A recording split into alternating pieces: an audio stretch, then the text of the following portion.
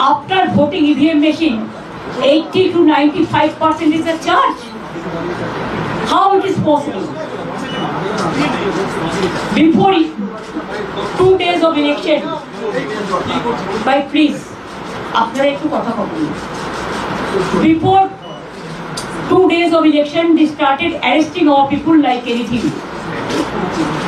They started raid in everywhere, and they changed all the IC to OC to SDO. अभी आप ममता बनर्जी को सुन रहे थे। ममता बनर्जी जिस तरह से इस हार को स्वीकारने के लिए तैयार नहीं है और उनका कहना है कि भाजपा जो है वो वोट लूटने का काम की है और सीट लूटने का काम की है, इसलिए वो इस्तीफा नहीं देंगी। 4 बजे वो प्रेस कॉन्फ्रेंस की जिसमें चुनाव आयोग पर गंभीर आरोप लगाई। क्या कहना था आपका जो है ममता बनर्जी का, सरल शब्दों में समझाएंगे। वीडियो को अंत तक देखिएगा तभी समझ पाएंगे। नमस्कार, मेरा नाम विश्वजीत कुमार और आप देख रहे हैं वाक फॉर इंडिया न्यूज। खबर जिस तरह से सामने आ रही है कि पश्चिम बंगाल में ममता बनर्जी मुख्यमंत्री पद से इस्तीफा नहीं देंगी क्योंकि वो अपना हार नहीं मान रही हैं।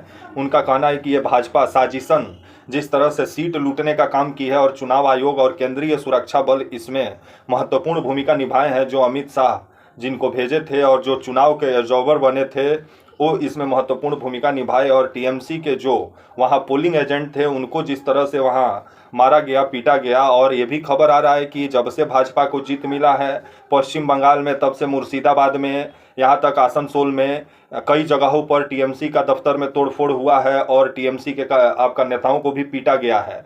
तो जिस तरह से भाजपा पश्चिम बंगाल का विकास का बात कह रही थी, अब जिस तरह से ये बदलापुर टू बदलापुर तो जिस तरह से खेलने पर उतर गई है भाजपा, तो भाजपा के नेताओं को सोचना चाहिए। तो वहीं शुवेंदु अधिकारी जिस तरह से बयान दे रहे हैं कि वो सिर्फ हिंदुओं के लिए काम करेंगे, मुसलमानों के लिए वो पश्चिम बंगाल में काम नहीं करेंगे।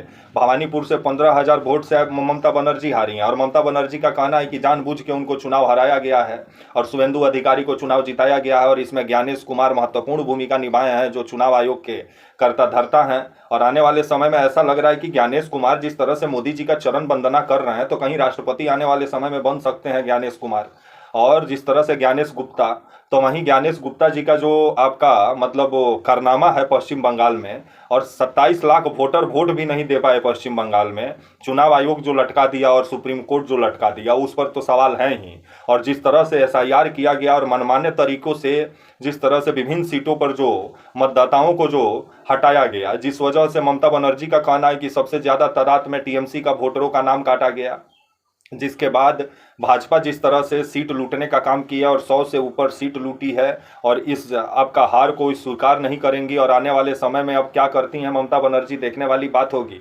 क्या ज्ञानेश कुमार को लेकर के कुछ पुख्ता सबूत लेके ममता बनर्जी आती हैं या सुप्रीम कोर्ट ममता बनर्जी पहुंचती हैं, ये देखने वाली बात होगी। लेकिन अब आने वाले समय में अब ऐसा लग रहा है कि पश्चिम बंगाल में जो सत्ता परिवर्तन हुआ है वो आसानी से नहीं होने वाला है और ममता बनर्जी अपना मुख्यमंत्री का कुर्सी भी नहीं छोड़ने वाली हैं। और वैसे भी ममता बनर्जी का कहना था कि जिस तरह से भाजपा एसआईआर के जरिए पहले वोट काटी, उसके बाद 27 लाख वोटरों को वोट नहीं देने दी, अब जिस तरह से टीएमसी अब चुनाव आयोग पे हमलावर है, ज्ञानेश कुमार पे हमलावर है, तो आने वाले समय में ज्ञानेश कुमार क्या जवाब देते हैं।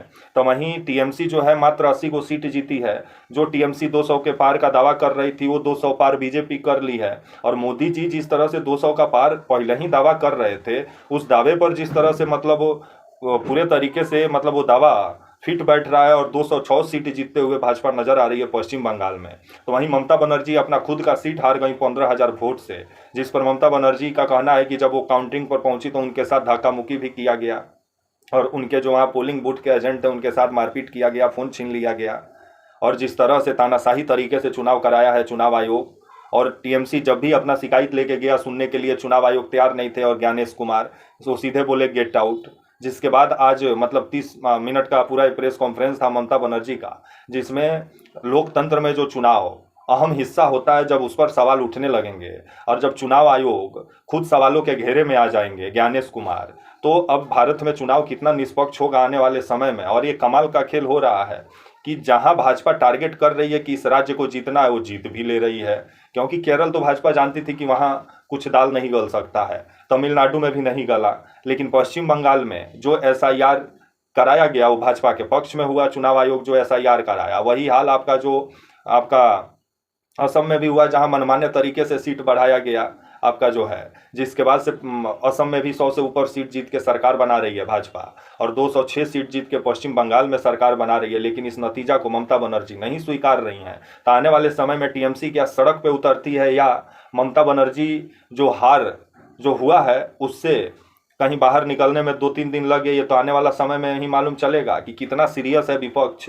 क्योंकि चुनाव आयोग पर जो सवाल खड़े हो रहे हैं, तो आने वाले समय में अगर चुनाव निष्पक्ष नहीं होगा, चुनाव आयोग निष्पक्ष नहीं रहेगा, तो फिर लोकतंत्र पर फिर वो नाम का लोकतंत्र रह जाएगा। तो इसको लेकर देश की जनता को भी सोचना चाहिए, और ज्ञानेश कुमार का जो रवैया है उसका जांच भी होना चाहिए कि ज्ञानेश कुमार कितना निष्पक्ष हैं, और इनका स्वतंत्र एजेंसी से जांच होना चाहिए जिसमें पक्ष और विपक्ष के बड़े बड़े नेता हों, ताकि इनका भी जो रवैया है उसका जांच हो। जिस तरह से विभिन्न चुनावों में विपक्ष को पूरे तरीके से टारगेट कर करके बयान दे रहे हैं, और मोदी जी के खिलाफ एक शब्द नहीं बोलते हैं, क्योंकि जानते हैं कि मोदी जी हैं कि इनको चुनाव आयुक्त बनाए, नहीं तो फिर ये चुनाव आयुक्त थोड़ी बनते। अब आने वाले समय में जो बंगाल में ऐतिहासिक जीत दर्ज की है भाजपा, तो आने वाले समय में राष्ट्रपति भी बन सकते हैं।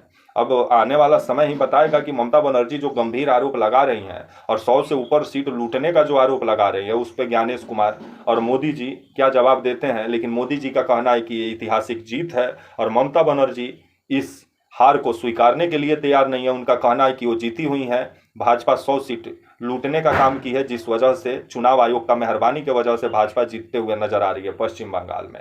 तब आने वाले समय में ममता बनर्जी सड़क पे उतरती हैं या बयान देकर ही चुप रह जाती हैं, ये 1-2 दिन में ही मालूम चलेगा। लेकिन ज्ञानेश कुमार का भूमिका का जांच तो होना ही चाहिए। तब तक के लिए आप मुझे इजाज़त दीजिए, और आप हमारे channel walk for India news को प्लीज़ लाइक और सब्सक्राइब और शेयर करना ना भूलें। तब तक के लिए नमस्कार, जय हिंद, वंदे मातरम।